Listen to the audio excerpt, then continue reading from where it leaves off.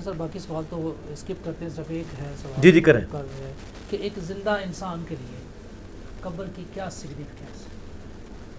Significant تو قبر کو چھوڑ دیں، اصل تو چیز ہے مرنے کے بعد اللہ کو جواب دے ہونا ہے. قبر تو بہت بات کی منزل ہے. صحیح بخاری میں حدیث ہے کہ میت اپنی چارپائی پہ کلام کرتی ہے. قبر تو بڑی دور ہوتی ہے ابھی، اور نیک میت کہتی ہے مجھے جلدی جلدی میری قبر کی طرف لے جاؤ، اور جو گنہگار میت ہے وہ چیخ و پکار کرتی ہے کہ مجھے کہاں لے کے جا رہے ہو، اور اس کی چیخ و پکار کو زمین و آسمان کی تمام مخلوقات سنتی ہیں سوائے جن اور انسانوں کے، کیونکہ وہ شریعت کے مکلف ہیں. اور مسلم شریف میں حدیث ہے کہ میں نے اللہ سے دعا کی کہ تمہیں عذاب قبر سنوا دے، لیکن مجھے ڈر ہوا کہ تم اپنے مردوں کو دفنانا ہی چھوڑ دو گے اس ڈر سے، تو اس لیے میں نے اس کو پردے میں رہنے دیا. تو ظاہر ہے صحیح جامعہ ترمذی میں حدیث ہے حضرت عثمان غنی رضی اللہ تعالیٰ عنہ جب بھی کسی قبر پہ جاتے تھے اتنا روتے تھے کہ داڑھی آنسوؤں سے تر ہو جاتی تھی، اور اصحاب کہتے تھے آپ اتنا کیوں روتے ہیں، آخرت کی منزلوں کے ذکر پہ تو آپ پہ اتنی رکت نہیں، قبر پہ تو انہوں نے کہا قبر آخرت کی منزلوں میں سے پہلی منزل ہے. میں نے نبی علیہ السلام سے یہ سنا ہے کہ جس کی یہ منزل آسان ہوئی اس کی اگلی منزلیں اور آسان ہوگی، اور جو اس کی مشکل ہوگی اس کی اگلی منزلیں اور مشکل ہوتی ہیں.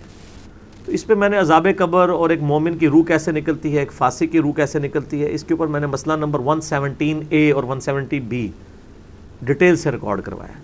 قرآن حکیم میں کئی مقامات پہ یہ چیز آئی ہے کہ جو گنہگار بندہ مرتا ہے تو مرتے ہی اس کے نزع کے عالم میں مرنے سے پہلے فرشتے اس کے منہ اور پیٹھوں پہ ہتھوڑے مارتے ہیں.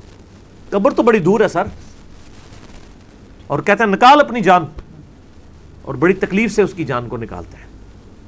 تو اس لیے موت کے لیے تو ہر وقت ہے وَلَا تَمُوتُنَّ إِلَّا وَأَنْتُمْ مُسْلِمُونَ، دیکھنا تمہیں موت نہ ہے مگر اس حال میں کہ تابع فرمان بننا ہر وقت. یہ جو ہے نا یا ایھا الذین آمنوا اتقوا اللہ حق تقاتہ، اے ایمان والو اللہ سے ڈرو جیسا کہ ڈرنے کا حق ہے. وَلَا تَمُوتُنَّ إِلَّا وَأَنْتُمْ مُسْلِمُونَ، اور حق یہ ہے کہ تمہیں موت نہ ہے مگر اس حال میں کہ تم مسلمان مرنا یا مسلم تابع فرمان مرنا. مراد یہ ہے کہ کسی کو اپنے موت کا پتہ ہے نہیں، تو ہر وقت تیاری میں رہو. میں ابھی گیا کہ گیا، تو یہ قبر تو ہر وقت سامنے ہونی چاہیے. اچھا یہ تو ہے سر کہ اپنے جو اس میں کہ بندے کی اپنی قبر میں اس کے جانے، لیکن جو قبریں موجود ہیں زمان میں، ہاں جی مختلف ایریا، وہ تو صحیح مسلم میں حدیث ہے نا کہ قبر سگنیفیکینس ہے ایک انسان کی زندگی میں، کیا اہمیت ہو سکتی ہے؟ بہت اہمیت ہے. صحیح مسلم میں حدیث ہے کہ قبروں پہ جاؤ تاکہ آخرت کی یاد آئے. صحیح مسلم میں حدیث ہے نبی علیہ السلام اپنی والدہ کی وفات کے 50 سال کے بعد ان کی قبر پہ گئے اور وہاں جا کے روئے، اور آپ صلی اللہ علیہ وآلہ وسلم نے فرمایا کہ میں نے تمہیں قبروں پہ جانے سے منع کیا تھا لیکن اب میں تمہیں حکم دیتا ہوں قبروں پہ جاؤ تاکہ آخرت کی یاد آئے. تو یہ جتنی قبریں ہیں یہ اس لیے ہونی چاہیے کہ آخرت کی یاد آئے، سوائے اس پر بس. اور تو کوئی مقصد نہیں قبروں کا، اس کو چومنا چاٹنا تو نہیں ہوتا.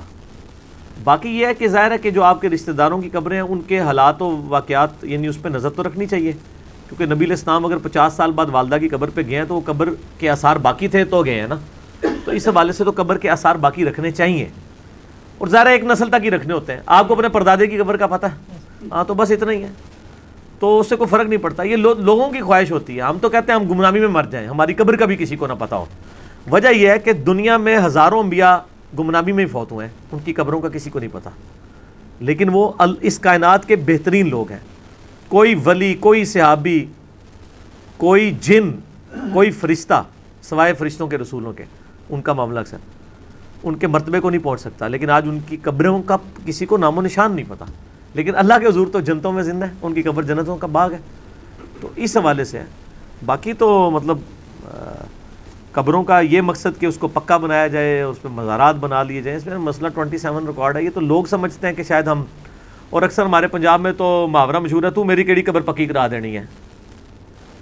ٹھیک ہے نا، میں تو کہنا انہوں چینج کرو.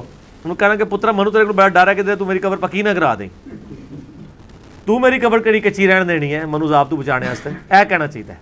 لیکن وہ دین نہ ہو تو پھر اس قسم کی باتیں کرتے ہیں نا. تو ہماری تو خواہش ہے ہماری قبر کو پکی نہ کرے. اگر کوئی اس کی وجہ سے ناراض ہوتا ہے کہ ہماری قبر نہیں پکی کرائے گا تو بھائی ہو جائے ناراض، ساری قبر نہ پکی کرو.